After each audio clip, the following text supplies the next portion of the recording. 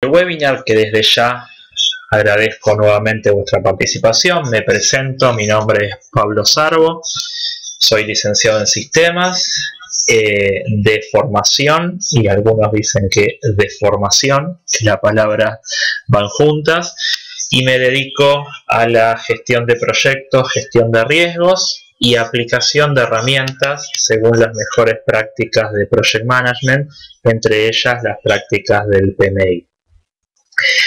Hoy vamos a estar hablando y vamos a estar tratando, y espero que compartiendo dentro de lo que permite el chat, un tema que suele ser un tema álgido dentro de gestión de proyectos, y es justamente lo que tiene que ver con seguimiento de proyectos, ¿sí? Vamos a estar tratando esencialmente dos tópicos, ¿sí? Dos temas. Primero, identificar las tendencias en seguimiento de proyectos, o sea, qué es lo que se está viendo, se está hablando, se escucha hoy en las reuniones que tiene que ver con seguimiento de proyectos, qué es lo que más suele importarle a las empresas en estas épocas, en lo que tiene que ver puntualmente con seguimiento de proyectos. Y por otro lado, lo que tiene que ver con criterios relacionados justamente con qué enfoque adoptar para hacer el seguimiento, y vamos a ir diferenciando algunas características que conviene tener en cuenta al momento de encarar algún tipo de seguimiento de proyecto.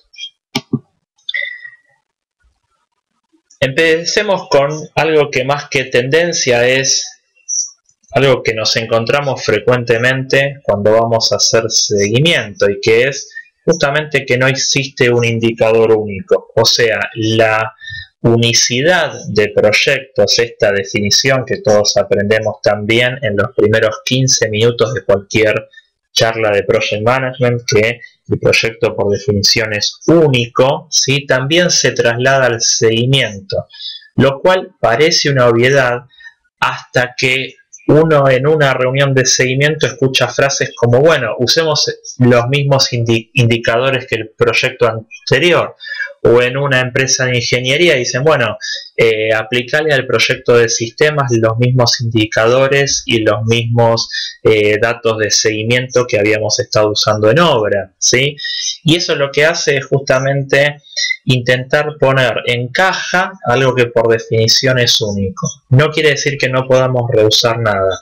El tema es que en general, en seguimiento de proyectos, como en la mayoría de los ámbitos de la vida, existe una zona de confort. La zona de confort es decir, sigamos usando la misma forma de hacer seguimiento, la misma forma de hacer control que venimos usando en todos los proyectos. Y eso suele ser un error en los proyectos actuales. Lo que se viene viendo, y cuéntenme ustedes por el chat si no es así en los proyectos que ustedes viven, es que hay un incremento en la complejidad de los proyectos. La complejidad dada por la intervención de diferentes factores técnicos, cada vez más participantes, cada vez más interesados. Entonces esa complejidad también debe ser traducida y debe ser llevada a los elementos de seguimiento del proyecto. Con lo cual, ¿podemos reusar algo que tengamos? Sí, pero con el cuidado de que lo que queremos hacer con un proyecto es cuidar el valor de ese proyecto, con lo cual los indicadores tienen que ser, y este término que muchas veces se escucha en inglés, tienen que ser basados en el valor. O sea, lo que queremos hacer con nuestros tableros de gestión, con nuestro seguimiento, es justamente alertar cuando el valor del proyecto está en riesgo. El problema suele ser que empezamos proyectos sin saber cuál es el objetivo o sin saber cuál es el valor que tenemos que proteger. Entonces, nuestros tableros de seguimiento, nuestros tableros de gestión entran en la típica zona de confort, que justamente, como dice Karina, suelen ser los templates. ¿Son malos los templates? No, obviamente, todos los buscamos, los usamos y nos aprovechamos de ellos. El problema es cuando el template lo es todo, ¿sí? ¿Cómo buscar o qué tiene que tener para mostrar que un tablero tiene un toque profesional y que nos diferenciemos del resto? Justamente lo que tiene que ver con la incorporación de la incertidumbre, o sea, algún tipo de indicador, algún tipo de métrica, de semáforo, de párrafo, de llamada, de alerta, basado en el riesgo, que nos indique el grado de exposición al riesgo, qué amenaza existe sobre qué objetivo, etcétera, etcétera. Pero un tablero de gestión actualmente o un informe de seguimiento que no contenga riesgo es un informe de seguimiento muy, pero muy pobre. Seguramente, los interesados en el proyecto no quieran escuchar de riesgos. Ahí tendremos nuestra capa semántica, nuestra forma de comunicarlos para mostrarles qué es lo que está poniendo en peligro el proyecto. Pero el riesgo tiene que estar siempre e idealmente tiene que estar también cómo aprovechar oportunidades en el proyecto. Cuando hablamos de modelo único de seguimiento, cuando hablamos de un dato mágico, ¿sí? El dato mágico no existe. El dato mágico no existe. Y lo que quiero incorporar en la charla de hoy es algo que son los niveles de madurez en el seguimiento de proyectos. ¿Qué tiene que ver o a qué nos referimos cuando hablamos sobre niveles de madurez? No todas las personas siguen los proyectos de la misma manera, no todos los métodos indican lo mismo y no todas las empresas necesitan lo mismo. Y muchas veces dentro de una misma organización hay diferentes formas y diferentes focos. Entonces, ¿cuáles son los niveles de madurez dentro del seguimiento del proyecto? Como todo nivel de madurez, el más básico es que no se hace seguimiento, ¿sí? Y eso a muchos de ustedes seguramente les parecerá una barbaridad, pero uno ve empresas que tienen un seguimiento nulo de sus proyectos.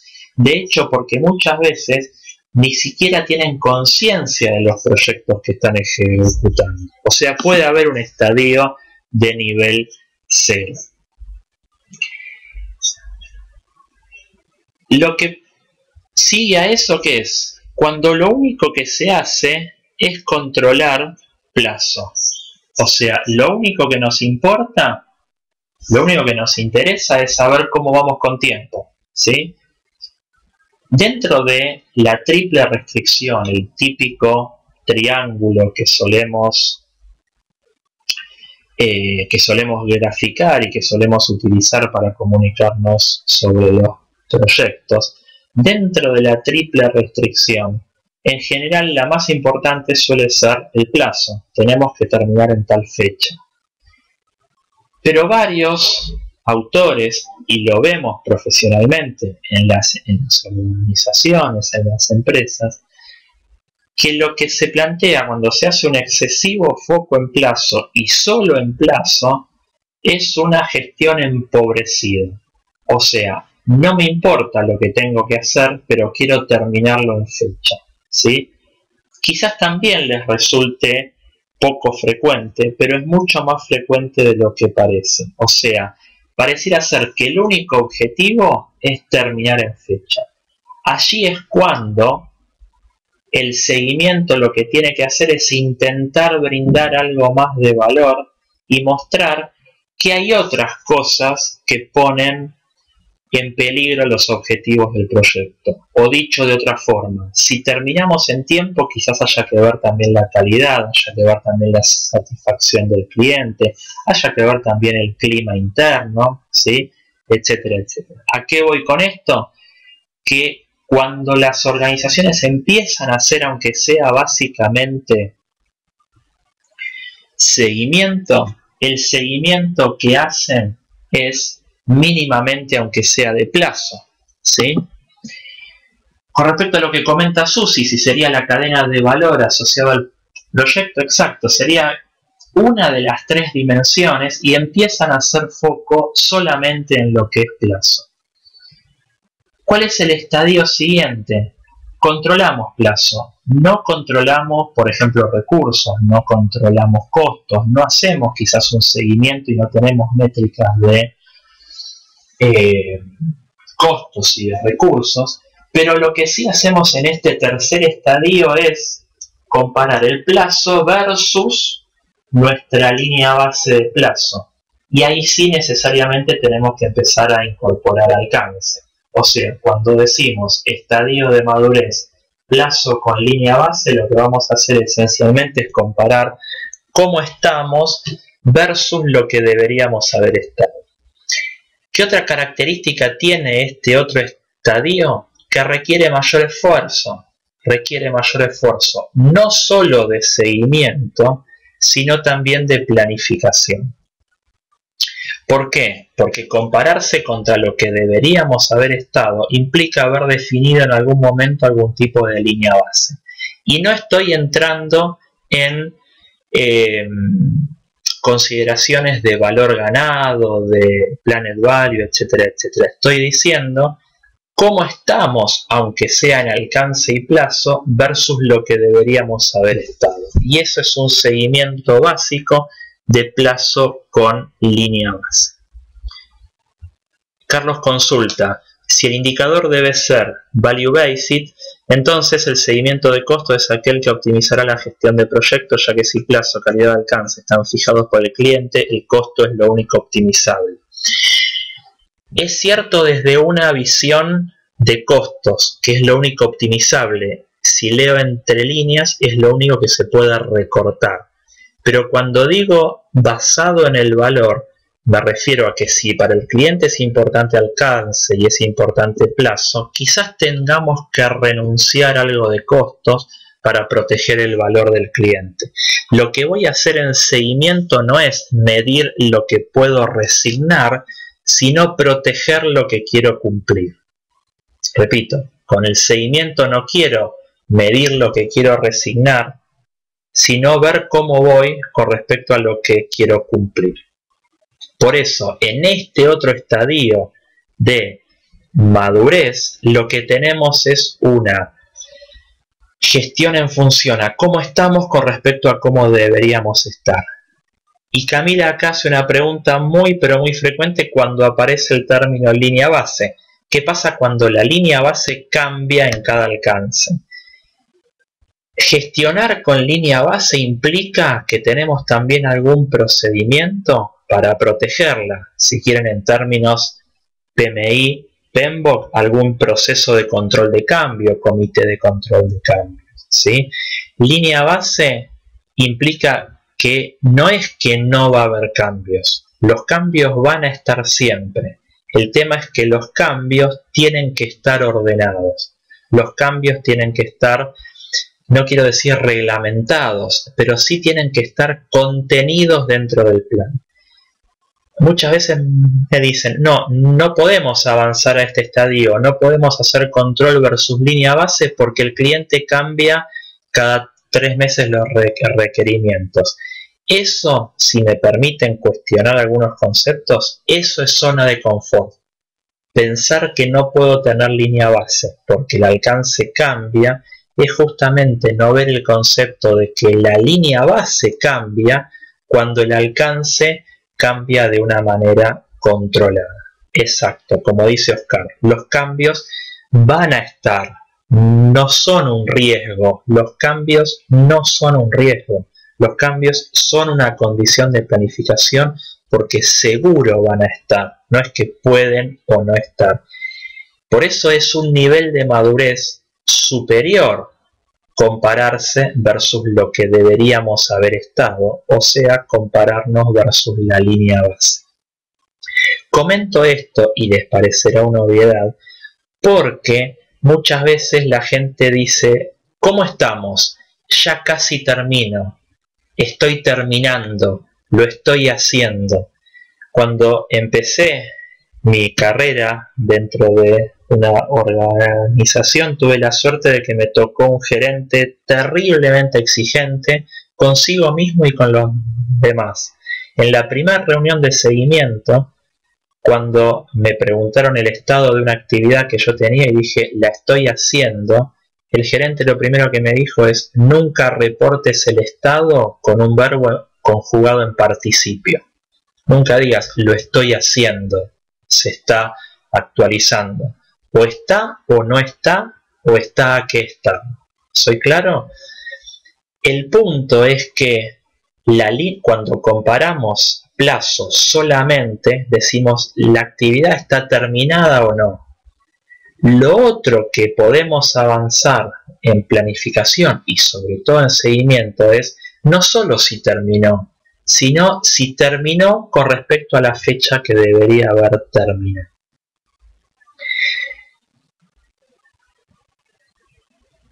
Segundo nivel, entonces, plazo con línea base.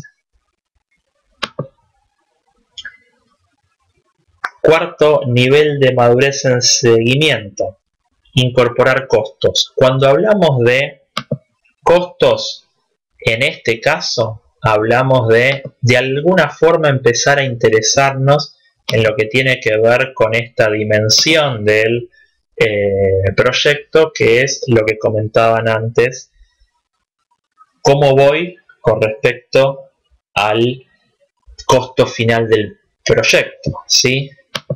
Y la instancia superior es no solo evaluar costos monetarios como una bolsa, lo cual hacíamos en el nivel anterior, sino costos y recursos. ¿Esto qué implica? No solo tener un número global por actividad, por paquete de trabajo o por fase, sino tener también la asignación de recursos a cada tarea o al menos a cada paquete de trabajo. Fíjense que cada nivel superior tiene mayor complejidad, tiene mayor costo de planificación, tiene mayor costo de seguimiento, pero tiene también mayor riqueza de datos que voy a obtener cuando obtenga los informes y reportes. Entonces, ¿por qué este es el mayor nivel de madurez en seguimiento? Porque voy a tener toda una gama de datos mucho más ricos para lo que tiene que ver con el seguimiento. ¿Siempre tenemos que estar en este nivel? Obviamente que no. Hay muchos proyectos que en función a su valor, a su complejidad, a lo que buscan, alcanzan con hacer un seguimiento solo de plazo con línea base. En general, las organizaciones están, en general estoy haciendo algo muy generalista, ¿sí?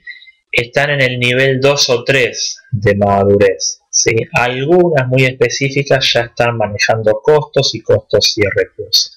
Fíjense, por ejemplo, que si queremos implementar valor ganado y nuestra organización está simplemente en este nivel de plazos, tengo que recorrer todo un camino de evangelización, de concientización de lo que implica llevar a la organización o al proyecto desde este nivel de madurez y de datos hasta este otro, ¿sí? Digo ¿por qué? Porque muchas veces queremos implementar un método, por ejemplo valor ganado, por ejemplo cadena crítica, y encontramos que nuestro entorno de madurez de proyectos está acá. Entonces mal podemos ir en el primer proyecto a hacer un salto cualitativo y cuantitativo yendo hacia este otro tipo de seguimiento, ¿sí? Esto sirve más que nada como para hacer una pequeña evaluación muy rápida de cuál es el estado de nuestra organización o área o de nuestro proyecto. Hay varios comentarios hasta acá. Camila dice, control de tiempos y carga de recursos, pero sin costos es otra alternativa. Sí, es un mix, es cierto. O sea, hacer un análisis a este nivel con recursos, y de eso vamos a hablar ahora, pero sin costearlo. Eso se hace frecuentemente cuando estamos usando, por ejemplo, recursos propios, ¿sí? O tenemos un mix de recursos propios de la organización y de recursos tercerizados. Entonces, no me interesa quizás tanto manejar el costo de los recursos, sino que quiero ver la cantidad de recursos y qué tanta disponibilidad tengo para cada fase del proyecto.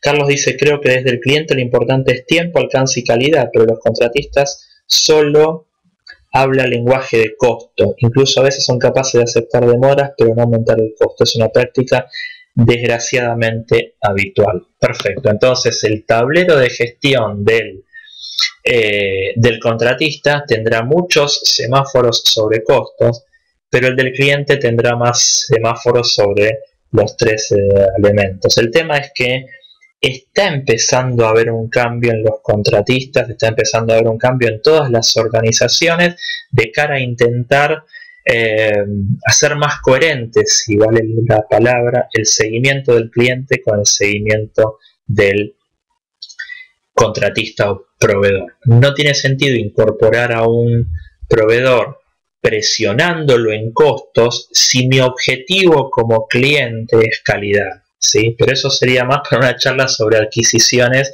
y alinear los objetivos del contratista con los objetivos del cliente. A lo que voy es que cuando los tableros de gestión y de seguimiento hacen foco en cosas diferentes, en el medio van a aparecer desvíos que probablemente nadie esté viendo. Quiero avanzar al tema métricas, porque métricas es una tendencia cada vez más clara, así como gestión de riesgo está siguiendo la tendencia de gestión de calidad hace algunas décadas. Cada vez estamos viendo que para gestionar necesitamos medir, y eso también tiende a ser una obviedad. Entonces empiezan a surgir diferentes métricas y un concepto que es KPI, que todos conocerán, pero sobre el que vamos a volver. El concepto diferente que quiero introducir y quiero volcar acá es que las métricas no solo son para seguimiento, sino también son para planificación. Estamos acostumbrados a pensar en métricas para medir avance, para medir cómo van los costos, para medir cómo va el desempeño del proyecto. Lo que quiero traer aquí es que esas métricas de seguimiento serán realistas en la medida en que tengamos una buena planificación previa. El punto acá es cómo puedo medir si la planificación fue correcta. Exacto, si no planificas con métricas, no puedes planificar. Lo que yo quiero volcar es métricas que me digan si mi plan está bien desarrollado. Ese es el punto que quiero volcar en estos dos slides, ¿sí? ¿Cómo sé si mi plan está bien hecho antes de entrar en seguimiento? ¿Sí? Y aquí simplemente, como este es un webinar sobre tendencias, ¿sí? Quiero dejarles algunos títulos para que quien le interese pueda ir viendo un poco más adelante y pueda investigar un poco más, y cualquier duda por supuesto me envían por mail. Pero hay organizaciones, ¿sí?, más allá del Project Management Institute, que fueron diciendo cómo podemos desarrollar una serie de controles transparentes, agnósticos de la herramienta, o sea, independientes de si lo hago sobre Microsoft Project, sobre Primavera, etcétera, etcétera, que me digan si mi plan está bien desarrollado. Y por ejemplo, el DCMA, ahí ustedes tienen qué quiere decir esa sigla. DCMA desarrolló 14 puntos de control, criterios de control, ¿sí?, que son obligatorios para ser cumplidos por los proveedores del Departamento de Defensa de Norteamérica. Entonces uno dice, bueno, es el Departamento de Defensa de Norteamérica, tiene muchos ceros los costos. Bueno, eso mismo se pensaba hace algunas décadas con respecto al método del camino crítico. ¿sí? El CPM, nuestro Critical Path Method, nuestro método del camino crítico, que hoy es algo obvio que utilizamos en planificación, en algún momento fue algo oscuro que solo tenían algunos científicos y que solo ellos sabían. Hoy es algo muy, pero muy cotidiano, ¿sí? Entonces, ¿por qué no llevar a nuestros proyectos el nivel de control y calidad que tienen estos otros proyectos, ¿sí? Entonces, hay 14 controles, o también lo que es TIA, el análisis de impacto en tiempo, o sea, cómo impacta en diferentes escenarios desvíos sobre el cronograma, ¿sí? Y TIA también se usa mucho en la industria de ingeniería y en industrias de oil and gas, en donde los proyectos son intensivos en gastos de capital. Por ejemplo, lo que controla DSMA, que es uno de los emergentes y tendencias más básicas que podemos ir controlando en proyectos, están las precedencias de las actividades cargadas. ¿Se hace un buen uso de leads y de lags o se hace un abuso de leads y de lags? ¿Están relacionadas las actividades? ¿Hay fechas inválidas? Hay algo que se llama el índice de longitud del camino crítico, ¿sí? El CPLI, etcétera, etcétera. Son métricas, ¿sí? Que una organización dijo, bueno, yo creo que es conveniente medir por esto y desarrolló un método y esto se está aplicando sobre muchas herramientas. Carlos dice, CCPM no es mejor que CPM. Asumo que te refieres a la diferencia entre cadena crítica y camino crítico. Perfecto, ahí ya es más avanzado, ¿sí? Yo no sé si es mejor intentar poner cadena crítica en un proyecto en donde no hay cultura de cadena crítica. Puede ser que no, digamos, es más avanzado. Es como decir valor ganado versus línea base sola, ¿sí? Valor ganado es mucho más rico, es más avanzado, pero por eso habíamos empezado por el nivel de madurez de seguimiento, ¿sí? Entonces, así como esta organización plantea controles y plantea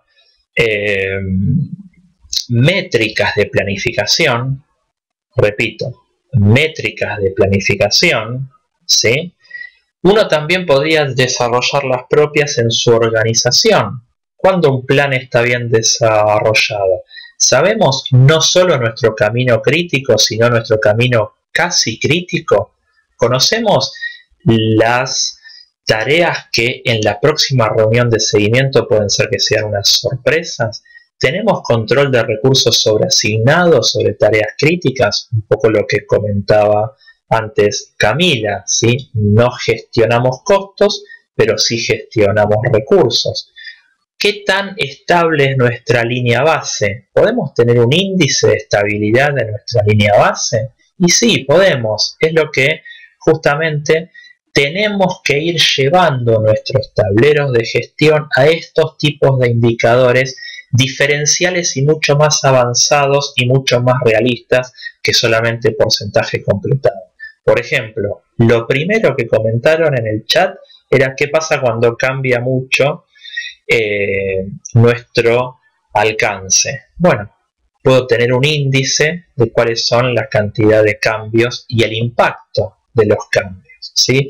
Y esto es lo que llamamos enfoques complementarios, o sea, empezar a desarrollar nuestro propio set, nuestro propio conjunto de métricas de planificación y de seguimiento. Lo que se va viendo es que a las organizaciones ya no les sirven los elementos típicos usados de seguimiento, entonces empiezan a aparecer diferentes juegos o combinaciones de otras métricas, y lo que se está viendo que ya los KPI empiezan a tener tal especificidad para proyectos que se empiezan a convertir en KPI, o sea, en KPI de proyectos, ¿sí? Fíjense ustedes que cuando intentan amoldar un KPI financiero al proyecto, difícilmente entre. Hay que pensar en los términos propios del triángulo o de alguna otra dimensión del proyecto. Un ejemplo de lo que es jugar con elementos para seguimiento, ¿sí? Es empezar a decir, bueno, ya no mido cómo voy en las tareas, sino mido cuál es la eficiencia de mi cronograma. ¿Qué tan bien se está desarrollando mi plan? No solo en términos de plazo, que lo mido, sino en términos de eficiencia de entregables. Es lo que se llama el BEI, el Baseline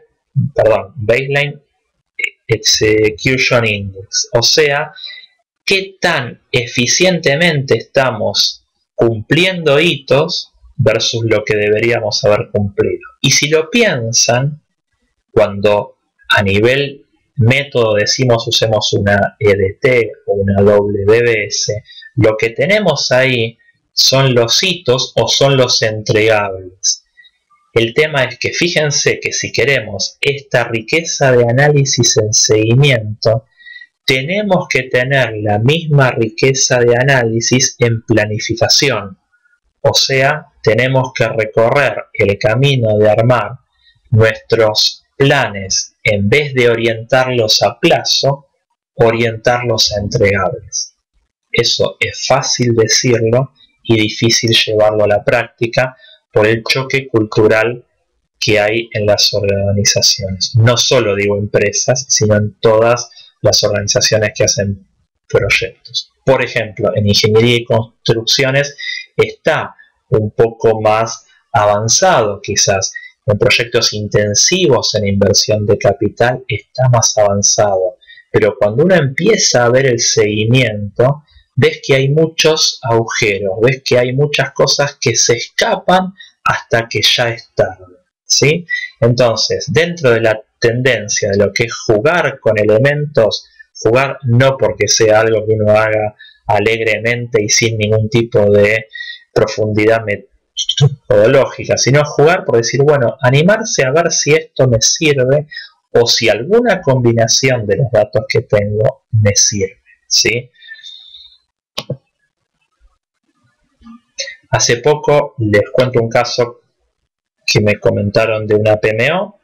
Una PMO, me comentaba el líder de la PMO, que utilizando este índice, lo que hizo fue obtener un ROI, o sea, un índice de retorno de la inversión, ¿sí?, de la PMO. O sea, ¿qué tanto le sirve a la organización tener la PMO? ¿Qué hizo? Hizo algo parecido a esto. Dijo, ¿cuál era la eficiencia en plazo y en costo de los entregables antes que tuviéramos la PMO? Era tal, y tuvo una cifra. Después de que la PMO estuvo de 6 a 8 meses funcionando, tomó la misma métrica. Entonces dijo, ¿cuánto gastamos en implementar la PMO? Tanto. ¿Cuánto ahorramos por la mejora en performance? Tanto. Esa diferencia es el retorno de la inversión de la PMO. Fíjense cómo, pensando las cosas con los mismos datos pero con otro enfoque, llegó a una conclusión sumamente valiosa y que por supuesto le ayudó a mantener el puesto. Algo esencial de cara a armar un tablero de gestión, conceptualizar el plan como un modelo. El plan sucede afuera, ¿sí? Pero el plan es un modelo, o sea, es una representación de lo que espero que suceda, ¿sí? Con lo cual esa representación debería ser lo suficientemente adaptada a la madurez y al tipo de proyecto para permitir estos elementos, ¿sí? Gestión por excepción, con semáforos que ya iremos viendo, o mantener la atención en seguimientos importantes. Ahora vamos a hablar un poco de seguimiento predictivo, ¿sí? Hacer roll-up y drill down en diferentes niveles y también análisis multidimensionales. Correcto. Muy bien, Oscar. El plan es un modelo, no está escrito en piedra. Bien. Entonces es una representación, no es la realidad. El tema es que muchas veces se confunde y se piensa que porque lo puse en el plan está escrito en piedra. Y ese es el error. ¿Sí? Porque pensamos que escribo cualquier cosa y después las cosas suceden así. ¿Sí? ¿Cómo podemos cambiar el foco para que nuestro seguimiento sea provechoso? Ir más allá de la gestión reactiva, no solo mostrar indicadores de lo que pasó, sino mostrar un forecast, una proyección, ¿sí? Identificar puntos intermedios del cronograma que deben protegerse, y aquí lo vinculamos con lo que decía creo que Carlos sobre el método de cadena crítica. Cadena crítica se basa justamente en proteger estos hitos, estos entregables, y hacer un seguimiento predictivo del cronograma. O sea, en general hacemos un seguimiento reactivo y pensamos que lo que se opone a eso, lo que lo supera, es un seguimiento proactivo. Lo que les quiero proponer que pensemos hoy es en un seguimiento predictivo. O sea, en un seguimiento capaz de realizar un forecast, una proyección, y decirme de alguna manera si sigo así qué es lo que va a pasar.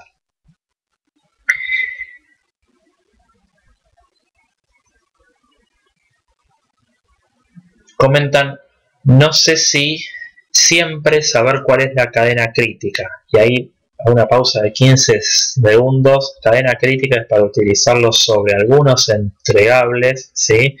Y creo que muchas veces por el afán de implementarlo de una manera purista, termina complicando más de lo que ayuda, ¿sí? Cadena crítica sin duda está en un nivel de madurez alto, ¿sí?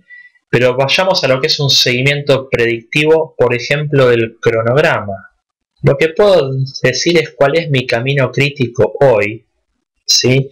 Pero puedo ir teniendo métricas de las holguras de las actividades, o sea, aquellas que no son críticas, o sea, que tienen holgura positiva, o sea, que tienen flexibilidad de plazo. Puedo ir haciendo un análisis, ¿sí?, previo a cadena crítica, de diciendo cómo va evolucionando esa holgura, con lo cual si en el momento 4 del proyecto veo que tengo una tendencia de este tipo, esto ya me sirve como un gráfico de control que en el momento 5 la tarea no solo va a ser crítica, sino que ya va a estar demorada. La holgura es una forma de hacer seguimiento predictivo de plazo y me sirve como una alerta temprana de desvío. ¿Cuál es el beneficio de de camino crítico? Es que sé qué es lo que determina el plazo. ¿Cuál es la contra? Que en general me enfoco solo en el camino crítico y pierdo de vista las tareas que no son críticas.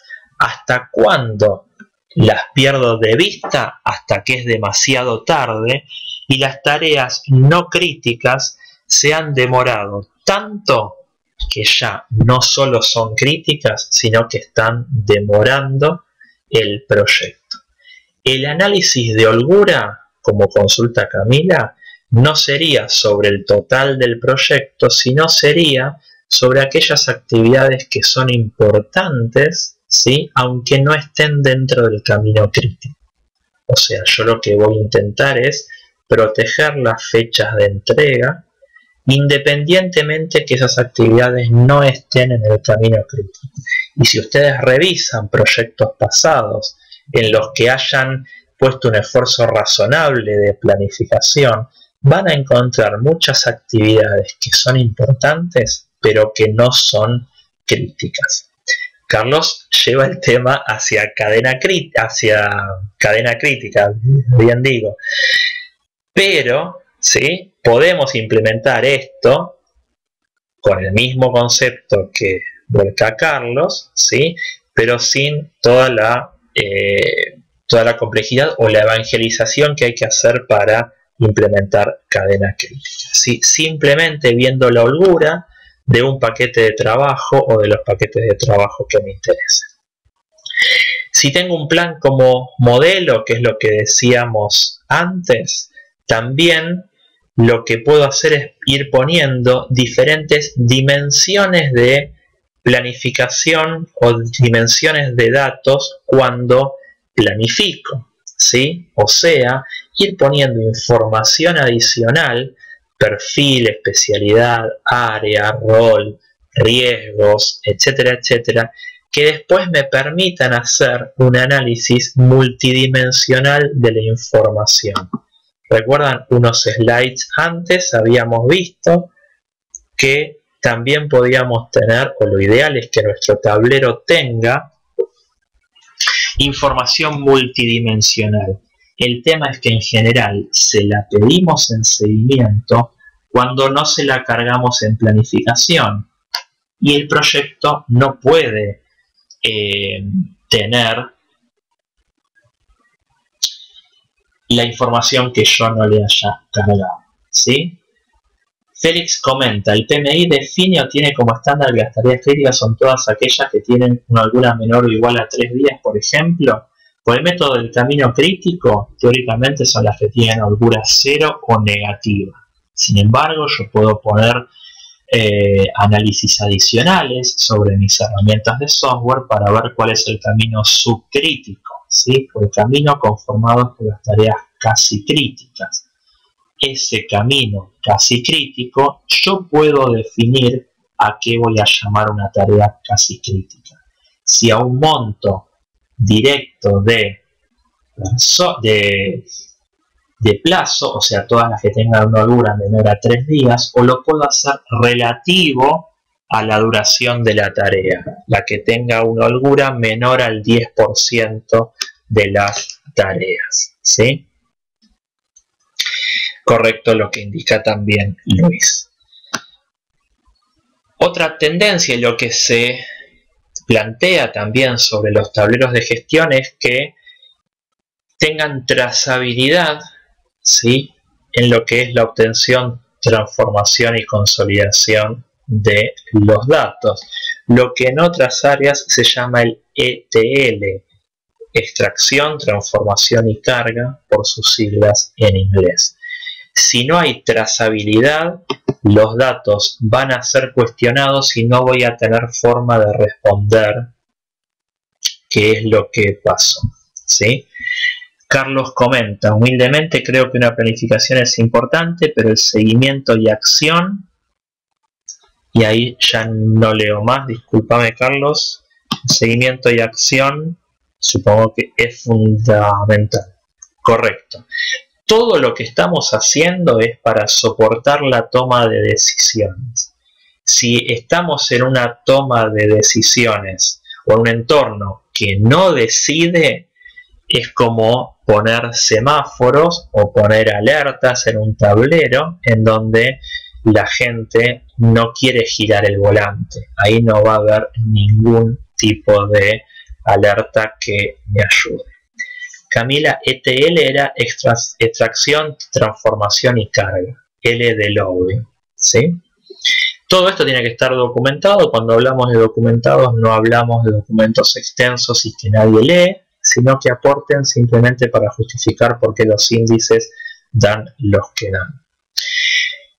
Nuestro tablero también tiene que tener criterios en todos los niveles, ¿sí? Aquí les quería contar brevemente la experiencia de cuando desarrollamos el tablero de gestión del programa de adquisición del Standard Bank por parte del banco chino ICBC.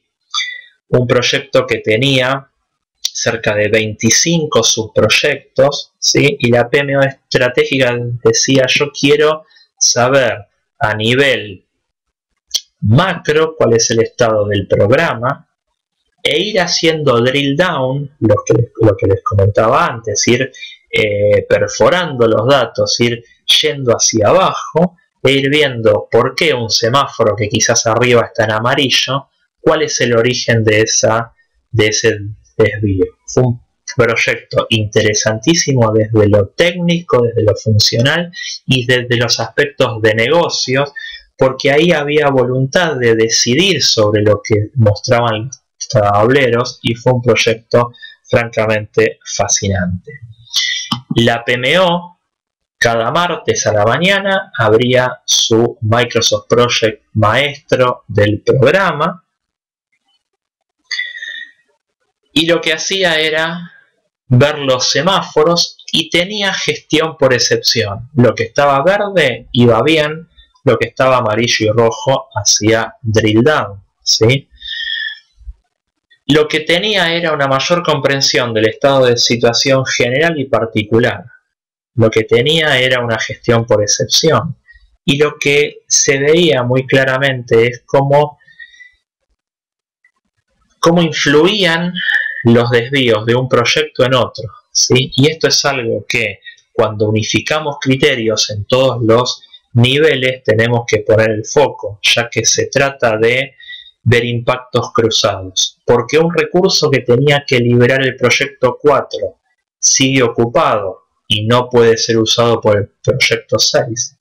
O porque el proyecto 4 está terminando tarde y está impactando al proyecto 7, 8 y 9. Muchas veces las malas gestiones o la falta de toma de decisiones viene por no mostrar impactos cruzados. La falta de toma de decisiones viene porque cuando analizamos el proyecto 4 nos enfocamos en el 4 y por no mostrar estos impactos cruzados no tomamos las decisiones correctas. O quizás no tomemos nosotros las decisiones, pero nuestro ámbito de competencia es darle la información a los que tienen que decidir para que tomen la mejor decisión. Correcto, Carlos. La gestión al fin y al cabo es eso, es decidir, es hacer, es actuar en función a los datos que tengo. Me sumo a estas tres palabras de Carlos, gestión, gestión, gestión, porque muchas veces los tableros entran en un círculo vicioso de buscar solo más datos y más información. Buscamos disparar una decisión sobre los proyectos con la visión del portfolio, que es lo que indica Ignacio. Decisión, actuar localmente con la visión mantenida en el portfolio. Traigo a cuento este esquema de un viejo estándar de valor ganado, del primer estándar de valor ganado que luego se quitó de la versión siguiente, pero me parece un esquema sumamente rico que no vamos a agotar en esta instancia, pero que sí me parecía para quien quiera investigar un poco más o para quien quiera justificar esfuerzos de seguimiento. Este esquema viene muy bien. Fíjense que en la esquina superior derecha tendremos actividades o tareas que haya que hacer un seguimiento muy detallado y con alta frecuencia, ¿sí? Pero ¿para qué tareas vale la pena esto? Para las tareas que tienen una alta incertidumbre, conllevan una alta incertidumbre y una alta importancia, ¿sí? Aquí en Argentina tenemos el dicho no gastar pólvora en chimangos, o sea, no gastar un recurso valioso en algo que no aporta valor, ¿sí? Entonces, concentrarnos en esto es una forma de hacer un análisis de Pareto sobre nuestro tablero de gestión. ¿A qué tareas no puedo perderles el foco? A esas tareas las voy a seguir muy de cerca y voy a asignar recursos, aunque sean caros, para hacer seguimiento. ¿Por qué? Porque la importancia de esas tareas es alta y el riesgo que conllevan, el riesgo potencial, también es alto. Este esquema siempre me pareció muy valioso y muy accionable, ¿sí? La gente cuando ve esto tiende a entenderlo, ¿sí? Y a veces justificar algún seguimiento adicional sobre alguna actividad. La zona de confort típica en seguimiento es el porcentaje completado. ¿El porcentaje completado es malo? No, no es malo, salvo que querramos quedarnos en el primer y segundo estadio de madurez. Seguramente los proyectos en los que ustedes están tienen una complejidad adicional, entonces el porcentaje completado lo que hace es justamente ver lo que pasó. La principal contra que tiene el porcentaje completado es que me hace mirar hacia atrás y no me permite predecir, no me permite mirar hacia el futuro, ¿sí? Claro, Carlos indica, es más inquietante cuánto falta y de cuánto dispongo para hacerlo. Exactamente, con el porcentaje completado, la gran contra que tiene es que me da la sensación que tengo el control, ¿sí? Pero lo que me faltaría es ver lo que indica Carlos, qué es lo que me falta y qué recursos tengo para hacerlos, qué recursos materiales y de plazo, ¿sí? O sea, la gran contra del porcentaje completado es que me hace mirar hacia atrás. ¿Es malo? No, no. Pero es una sensación de tranquilidad, como dice Oscar, y no me permite proyectar. No me permite proyectar. Tendencia en gestión de, perdón, no en gestión, sino en seguimiento. Cada vez tenemos más datos, ¿sí? No estamos acostumbrados a enriquecer con datos, cosa que deberíamos hacer y por eso mostré incorporar datos adicionales, ¿sí? Pero cada vez se generan más datos, entonces hay también herramientas de software que lo que me hacen es empezar a aplicar algoritmos de Big Data sobre datos de nuestras herramientas de software, por ejemplo sobre Microsoft Project para proyectos, programas y portfolios. ¿Es algo que vamos a empezar a hacer a partir de mañana? Probablemente no, ¿sí? Pero como tendencia está, ¿sí? Hay un tema muy, una frase muy larga dentro de todo el PMBOK, ¿sí? Que es activo de los procesos de la organización. Otra tendencia, cuando las empresas empiezan a invertir dinero en seguimiento, es decir, empecemos a aprovechar esos datos como conocimiento, ¿sí? Empecemos a reusar esa información más allá del proyecto y tomemos los datos para planificaciones futuras.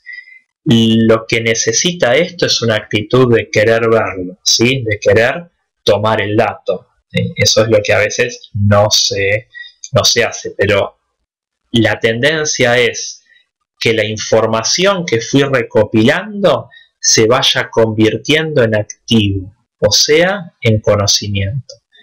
Y un término que al menos aquí en América Latina está de una manera muy incipiente es esto que ustedes pueden leer mejor que yo en inglés, o sea, el análisis forense de los proyectos, o sea, qué pasó, por qué pasó y si podemos aprender algo.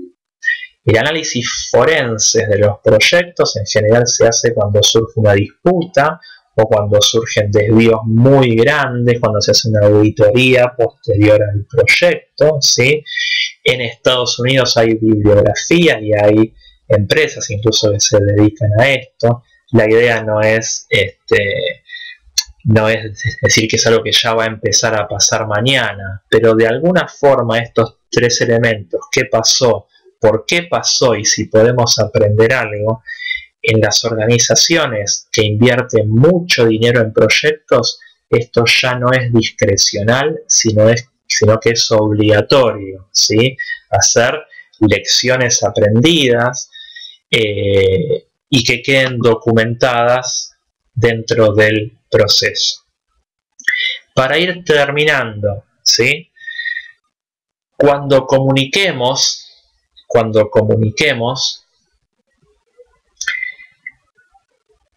con nuestro tablero de gestión, comunicar a ambos hemisferios de nuestro cerebro. Muchos de los que venimos, o muchos de los que estamos vinculados con la gestión de proyectos, venimos de disciplinas similares a la ingeniería. ¿Sí? Hay muchos ingenieros civiles, eléctricos, mecánicos, mucha gente con una formación de sistemas de información, etcétera, etcétera. Entonces tendemos a lo que es el hemisferio propio del raciocinio, ¿sí? Propio de lo que es nuestro hemisferio izquierdo.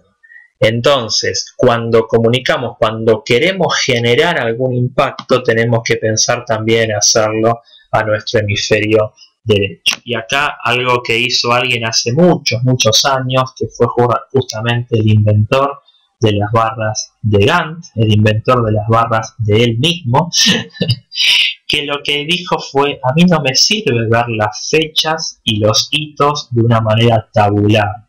No me sirve ver uno abajo de otro en una planilla. Yo necesito una representación visual.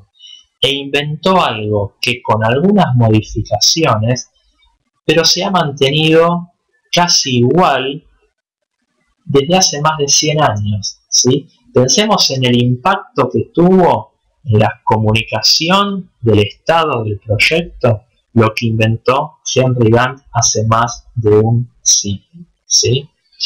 Es correcto lo que indica Ignacio. Todo digamos, es una entrada frecuente, ¿sí? En todas las áreas de conocimiento. Los activos. Lo que pasa en general está en los libros y no está en los proyectos. Por eso empieza a ser una tendencia esto de no volvamos a equivocarnos en lo mismo, ¿sí? Tomo la imagen de Henry Gantt para que nos animemos a pensar y soñar comunicaciones diferentes de proyecto, de estado de proyecto. Acá tenemos comunicaciones visuales, ¿sí? Pero ¿por qué no hacer un mapa de calor sobre mi grilla?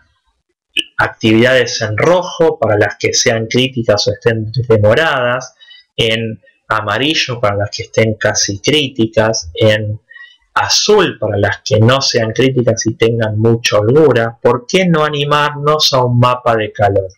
En algunas organizaciones, cuando quiero generar un impacto, tengo que ir a esos esquemas, mostrando avances sobre las tareas, mostrando el avance con respecto a la fecha de estado, que es esta línea vertical, mostrando semáforos, ¿sí? Esto es comunicar también al hemisferio derecho, comunicar e impactar con lo que uno hace. Y un tema más: si consigo llevar el modelo, o sea, si consigo llevar mi herramienta de software a las reuniones de gestión, voy a estar mucho más cerca de hacer un análisis what if, un análisis qué pasa si, directamente en línea, o sea, responder mucho más rápido a las preguntas, ¿sí? Fíjense cuántos criterios tenemos para enriquecer nuestros tableros y cómo podemos poner nuestros desvíos de manera absoluta en tiempos, pero también desvíos relativos. No es lo mismo un desvío de una semana en una tarea de 5 meses que una semana en una tarea de 2 semanas, ¿sí? Y estos son datos que están y tenemos disponibles en las herramientas de software.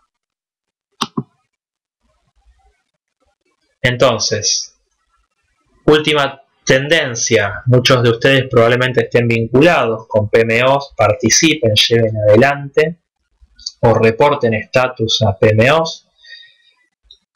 Hace 7 años, aproximadamente 7-8 años, cuando empezaron las PMOs en las organizaciones, empezaron con un enfoque muy reactivo y con un enfoque de afuera, ¿sí? Como los que están acá viendo cómo se hunde el barco. Hoy por hoy incluso se empieza a hablar de PMOs federativas, o sea que no solo tienen responsabilidad sobre la gestión, sino además sobre la distribución de recursos y sobre la aceptación de los cambios de alcance. O sea, manejan el backlog, manejan la demanda. Las PMO federativas hacen gestión de la demanda de los requerimientos. O sea, imagínense si no están bien subidas al barco, ¿sí? Lo que pasaba hace años era que las PMOs estaban demasiado afuera, ¿sí? Esta es una imagen que hace unos días vi en LinkedIn, me pareció brillante, brillante, y me pareció muy aplicable a temas de proyecto, ¿sí? Las PMOs ya no pueden hacer esto y ya no son desde hace un buen tiempo los que reportan semáforos en rojo, ¿sí?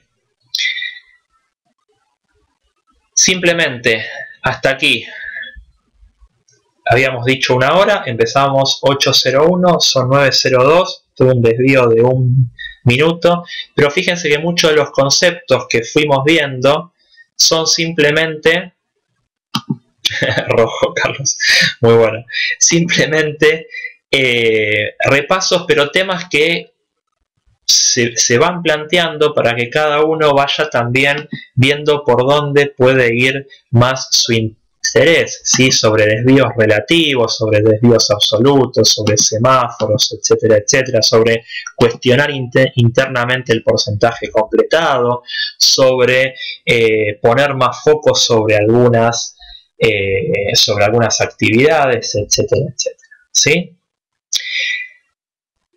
Sí, esta presentación se va a estar enviando mañana por mail. En caso que no la reciban, por favor revisen su carpeta de correo no deseado, porque como es un envío masivo, muchas veces los servidores de correo lo envían ahí. Me tomo 2 minutos más para comentarles sobre la próxima actividad que vamos a estar realizando vinculado con esto, que es justamente cómo desarrollar un tablero de gestión de proyectos sobre Microsoft Project. Los conceptos que vimos hasta ahora aplican a cualquier herramienta. Ahora lo que vamos a hacer es, a partir del 26 de mayo, cómo bajar estos conceptos, ¿sí? Con diferentes formas de seguimiento que tiene Microsoft Project, ¿sí? Ver tips prácticos, trucos prácticos sobre la herramienta, ¿sí? Y también cómo usar Microsoft Project como herramienta de comunicación. Una de las mejores cosas que me han dicho sobre los projects que fuimos armando es que después de unas semanas que habíamos hecho la formación, llevaban el project a las reuniones de seguimiento, o sea, llevaban el modelo dinámico y hacían análisis what if directamente en las reuniones de seguimiento. La dinámica de nuestros proyectos requiere, estoy convencido, de ese tipo de modelos que yo modifique y vea cuál es el impacto y le comunique de esta forma al hemisferio derecho. ¿Cómo lo vamos a hacer? A partir del 26 de mayo, entonces, de manera presencial en Buenos Aires y virtual, así mediante esta misma plataforma ustedes podrán participar de las clases desde cualquier dispositivo, incluso desde el celular, ¿sí? Recomendamos que tengan una notebook o una PC para poder ir haciendo los ejercicios que vamos haciendo. También va a ser virtual, no con chat así exactamente como estamos ahora, sino con un operador que va a estar moderando la sala de chat y va a ir transmitiendo las consultas para que sean respondidas. Y si no pueden participar por horarios, por complicaciones familiares o porque tienen alguna complicación laboral, las clases quedan grabadas, con lo cual nunca el participante pierde una clase. El objetivo va a ser cómo desarrollar tableros dinámicos, cómo ir enriqueciendo el proyecto con diferentes dimensiones de información, cómo ir mucho más allá del porcentaje completado, que es lo que comentaba Carlos, cómo hacer un seguimiento predictivo sobre Microsoft Project, ¿sí? Cómo hacer un control por diferentes dimensiones y no solo por plazo, sino también por especialidad, por función, ¿sí? Y cómo cambiarle los colores a semáforos que vayamos haciendo y barras de Gantt que cambien de color en función al estado de las tareas, ¿sí? Y todo esto como ir comparando con líneas bases, ¿sí? Todo esto lo vamos a ir haciendo a partir del martes 26 de mayo a lo largo de 12 horas y después irán recibiendo el brochure con estos datos y con esta formación. Por mi parte, simplemente agradecerles nuevamente, muchísimas gracias por el esfuerzo, por la confianza y por este tiempo. Yo me quedo contestando comentarios, dudas, lo que necesiten, pero no quería dejar de invitarlos a esta próxima actividad que vamos a estar haciendo a partir del 26 de mayo. Les vamos a estar haciendo llegar entonces la presentación y les vamos a estar haciendo llegar también un link para que puedan ver de vuelta este webinar por las dudas.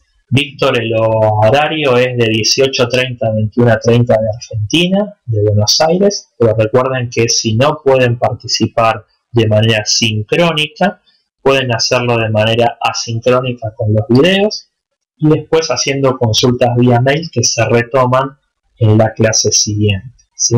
Si alguien tiene un viaje o si alguien tiene necesidad de no participar de alguna clase, tienen el video, ¿sí? Perfecto, Dante, nos vemos entonces el 26 de mayo en el curso. Gracias a todos de vuelta, hasta aquí la presentación.